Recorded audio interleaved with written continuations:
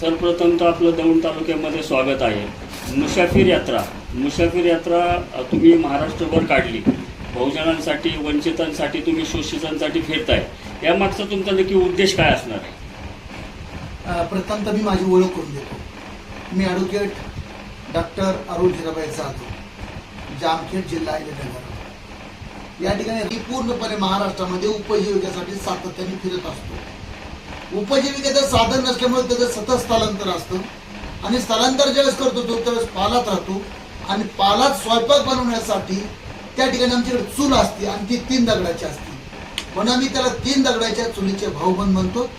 आणि मुसाफिरी जो शब्द आहे तो भटकीमुक्त समाजामध्ये हे सातत्याने लोक ज्यावेळेस, म्हणून आम्ही या राज्याचे मुख्यमंत्री देवेंद्र फडणवीस साहेब आणि या देशाचे पंतप्रधान नरेंद्र मोदी साहेब यांना या समाजाच्या व्यथा वेदना यांचं म्हणणं सांगण्यासाठी दररोज मुक्काम करत आम्ही ही मुसाफिरी यात्रा काढली आहे। साहेब, अजून एक प्रश्न होता की आज या सरकारने महामंडळं काढली, भटक्या विमुक्तांसाठी महामंडळ, ओबीसीसाठी महामंडळ, पण आज कुठलंही महामंडळ अस्तित्वात नाही आहे।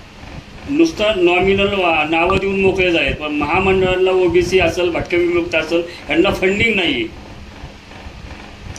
महत्वाची गोष्ट अशी आहे की आज रामोशी महामंडळ झालं उमाजी नाईकांच्या नावाने, त्याच्या अगोदर वसंतराव नाईक महामंडळ होतं। आता अनेक महामंडळ तयार केलेत, काय महामंडळाला ऑफिसच नाही, काही ठिकाणी ऑफिस तर खुर्च्याने टेबल नाहीये, खुर्च्याने टेबल आणि ऑफिस त्या बसायला माणूस नाहीये।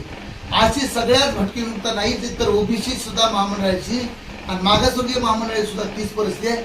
या सरकारला तुम्हाला काही द्यायचं नाहीये, कारण तुम्हाला जिवंत ठेवून उभा करून त्यांना त्यांचं अस्तित्व हरवायचं नाहीये।